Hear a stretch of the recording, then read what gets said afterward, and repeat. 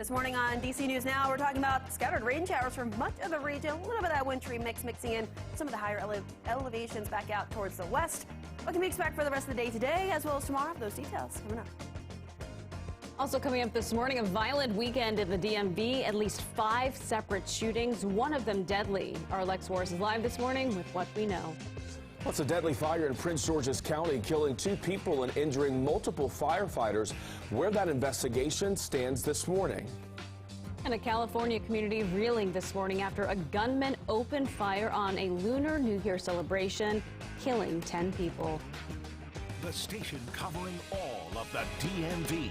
This is DC News Now.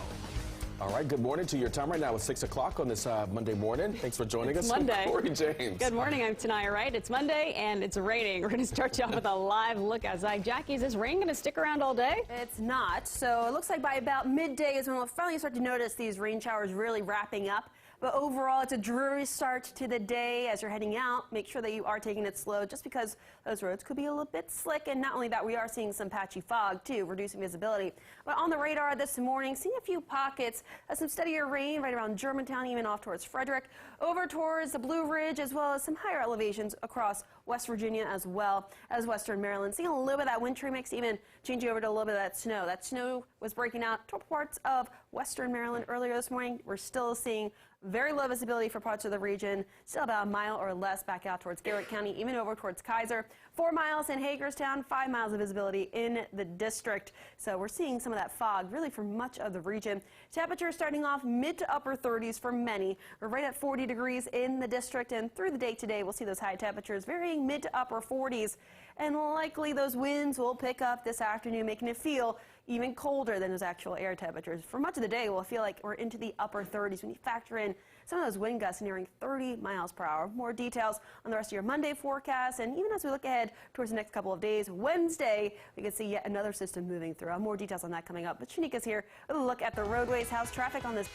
All right, well, we're in the 6 o'clock hour now. Watch for a crash in northern Virginia. This is in Alexandria, the inner loop stretch taking 2 right lanes right near the Eisenhower connector. You are getting by slowly to the left. You're seeing heavy delays in this area, more congestion, and this is on the outer loop stretch 95 right near the interchange to the outer loop. So do be careful in this area as well. You're starting to see brake lights. Still on BW Parkway, you're dealing with more congestion because of a crash past this point right near Kenilworth Avenue.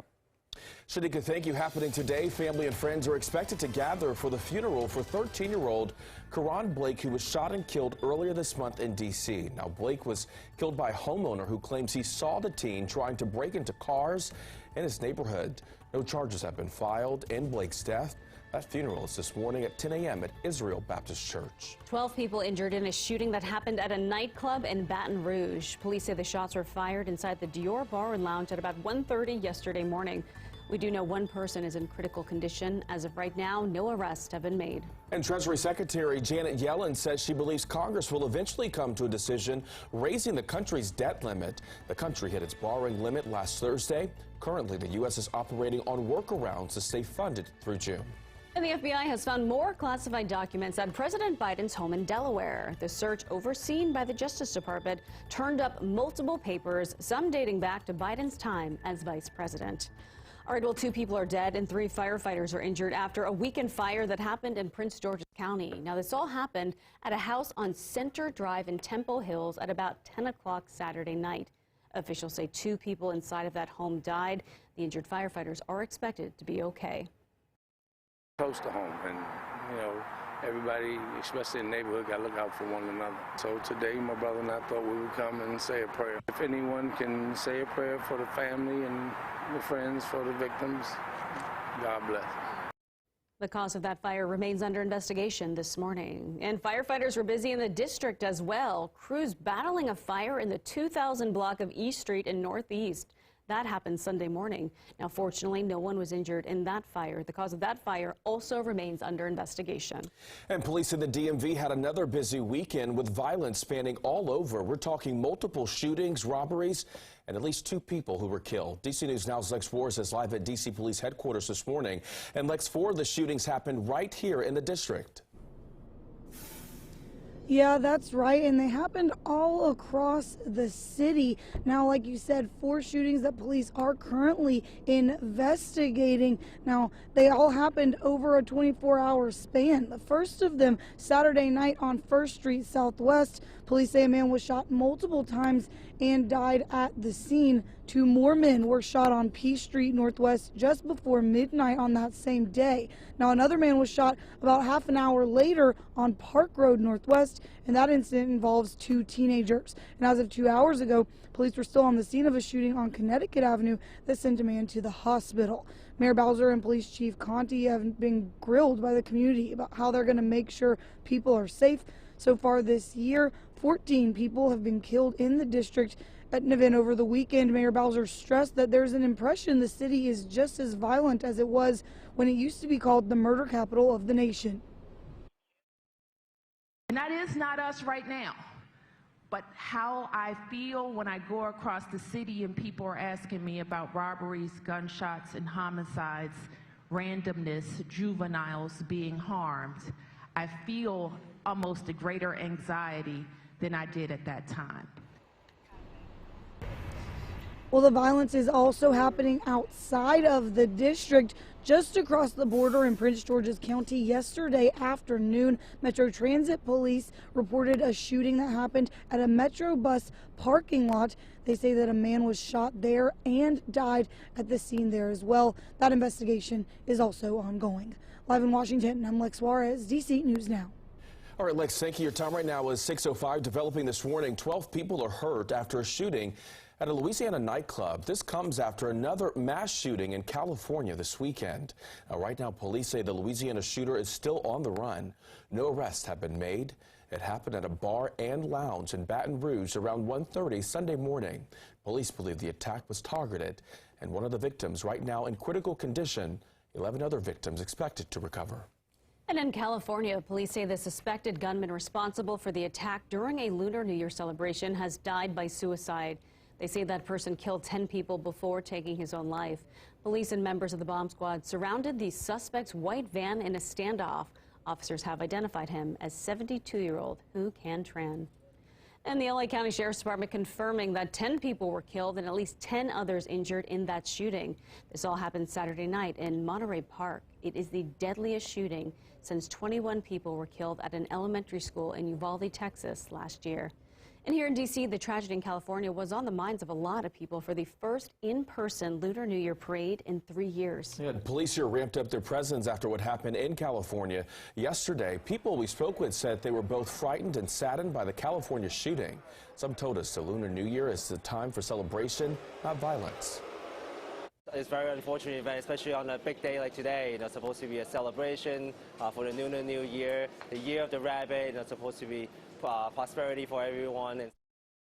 Lunar New Year celebrations will continue for the next 2 weeks. And earlier this month, a teacher from D.C. died after he was tased by police in Los Angeles. And now the family of 31-year-old Keenan Anderson is suing the city of Los Angeles for $50 million. That lawsuit alleges that Anderson died because of unlawful assault and battery. Now, Anderson was a 10th grade English teacher at Digital Pioneers Academy in Southeast D.C. In early January, police in Los Angeles stopped him after a car crash. Body cam footage shows officers subduing and tasing Anderson. The lawsuit says he was tased at least 6 times. Police say Anderson was acting erratic, and the medical examiner's office found cocaine and marijuana in his system. During a news conference, civil rights attorney Ben Crump said Anderson died at the hands of LAPD. He would end up dead at the end of the encounter at the hands of the Los Angeles Police Department. Then Keenan Anderson was correct. They George Floyd him. We hope to evoke change so that moving forward, my son doesn't have to live his life in fear of one day what happened to his dad may one day happen to him. The $50 million is broken into 2 parts, $15 million for Anderson's estate and $35 million for his 5-year-old son. In national news this morning, the debt ceiling standoff is top of mind on Capitol Hill. U.S. Treasury Secretary Janet Yellen says she believes that Congress will ultimately come to an agreement to raise the country's debt limit.